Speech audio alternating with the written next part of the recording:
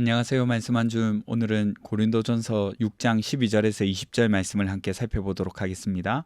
제가 먼저 본문을 읽을게요. 모든 것이 내게 가하나 다 유익한 것이 아니요 모든 것이 내게 가하나 내가 무엇에든지 얽매이지 아니하리라.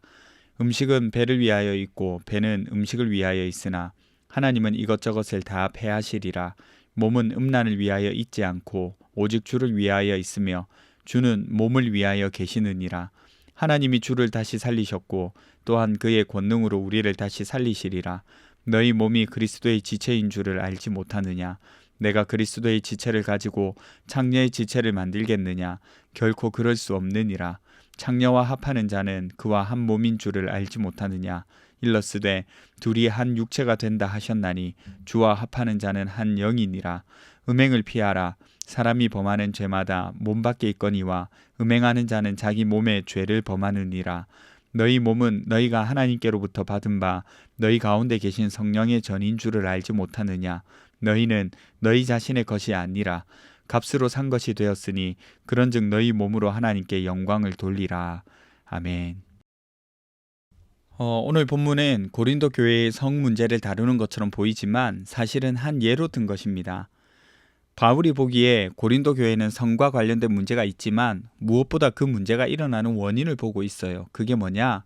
바로 그리스도인도 자기 마음대로 살아도 된다는 그런 인식이 문제라는 거죠. 자유와 절제가 균형을 이루고 있어야 하는데 자유만 추구하는 고린도 교회의 모습을 바울이 지적하는 겁니다. 함께 살펴보도록 할게요. 먼저 우리가 잘 아는 구절입니다. 모든 것이 가능하지만 그 가능한 것이 모두 유익하지는 않다, 이렇게 말하죠. 이 말 자체가 고린도 교회에 유행했던 것 같아요. 어떤 식으로 유행했느냐? 우리는 은혜 아래 있다, 혹은 율법에서 자유하다, 그래서 모든 것이 허용된다, 가능하다, 이런 식으로 말이죠. 그래서 바울이 고린도 교회에서 유행하는 말을 들어서 하는 겁니다. 가능하기는 하다. 그렇다고 다 유익한 것은 아니다. 그리고 내가 무엇에든지 얽매이지 마라, 이렇게 말합니다. 얽매이다는 말이 무슨 말이냐면 지배당한다는 의미입니다. 자유를 주장하지만 실제로는 지배당하는 거죠. 이게 무슨 말이냐? 생각보다 우리 주변에 그런 것들이 많아요. 보세요. 우리 돈 쓸 자유 있나요? 없나요? 술 마실 자유 있습니까? 없습니까? 휴대폰 할 자유 있습니까? 없습니까? 있죠. 그거 한다고 뭐라 하는 사람 없습니다. 그러나 처음에는 자유롭게 하지만 나중에는 자유롭지 못한 경우들이 많이 있어요. 그게 언제냐? 그것들이 우리를 지배할 때요.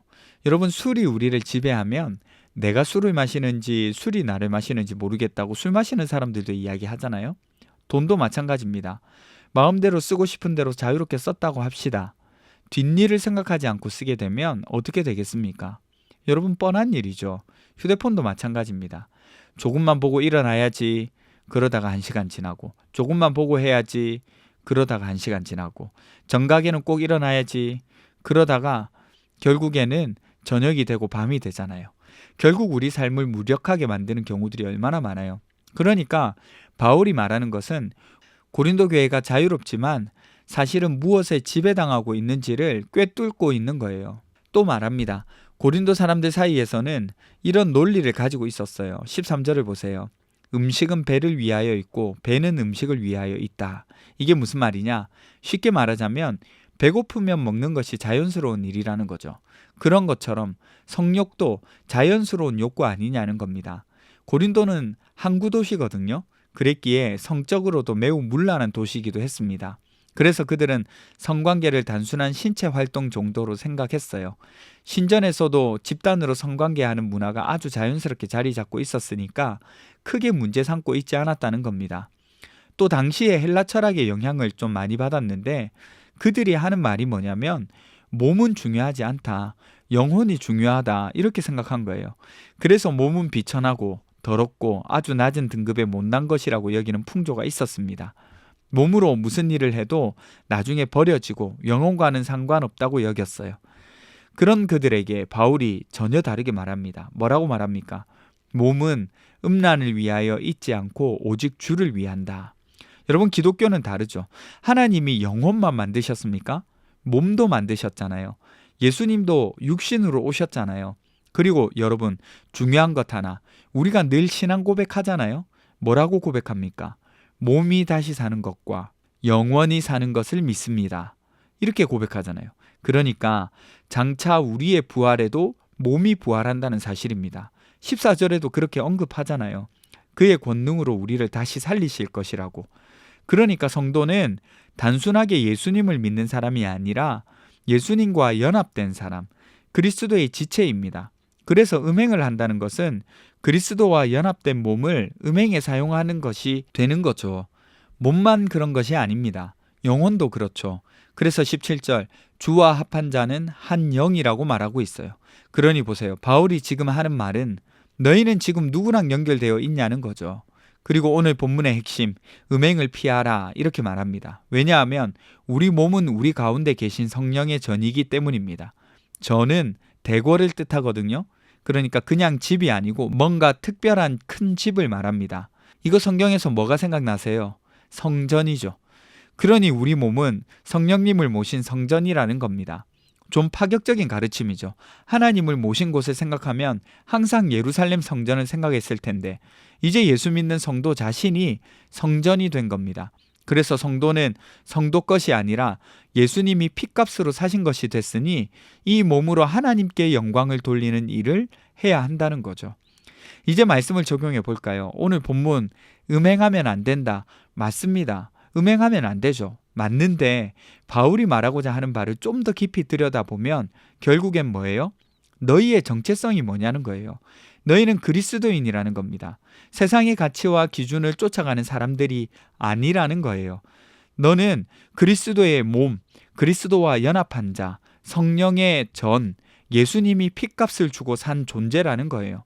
그러니까 오늘 말씀은 잘못된 성관계, 잠자리, 갖지 말라는 말도 맞지만 그 이전에 나는 누구인가를 먼저 생각하라는 겁니다. 우리는 그리스도께 속한 존재이기 때문에 거룩하게 살아가야 하는 사람들이라는 거죠. 특별히 오늘에 사는 한국 교회에 이 말씀은 울리는 바가 크다고 봅니다. 한국 사회는 최근 들어서 급격하게 개방적인 사고를 지니게 되었어요. 그런 흐름 속에서 성이라는 것은 종종 개인의 선택과 자유의 영역으로만 이해되고 있습니다. 사실 이 말이 틀리지는 않았죠. 자신의 성을 주장하는 유일한 권리자가 자기가 되어야 하는 것이 맞다고 봅니다. 그런데 설교 앞에서도 말씀드렸죠. 모든 것이 자유롭지만 모든 것이 유익한 것은 아니라고요. 그러면 어떻게 유익해질 수 있는가? 특별히 그리스도인에게는요, 정체성이 중요합니다. 내 몸의 의미를 아는 것이 중요하죠. 그리스도와 연합하고 성령을 모신 성전이라는 것을 아는 것이 중요하다는 거예요. 세상의 기준이 아니라 그리스도 안에서의 기준입니다. 우리도 이 사실을 기억하셨으면 좋겠어요. 기도합시다. 첫 번째는 살면서 그리스도인으로서의 정체성을 잊어버리지 않고 살게 해주세요. 두 번째는 우리 몸이 성령의 전임을 기억하며 음행을 피할 수 있게 해주세요. 세 번째는 우리 특별히 오늘 지방선거를 통해서 나라와 국민을 위한 일꾼들이 하나님의 뜻에 맞게 뽑히게 해주세요. 우리 함께 기도하며 나가도록 하겠습니다.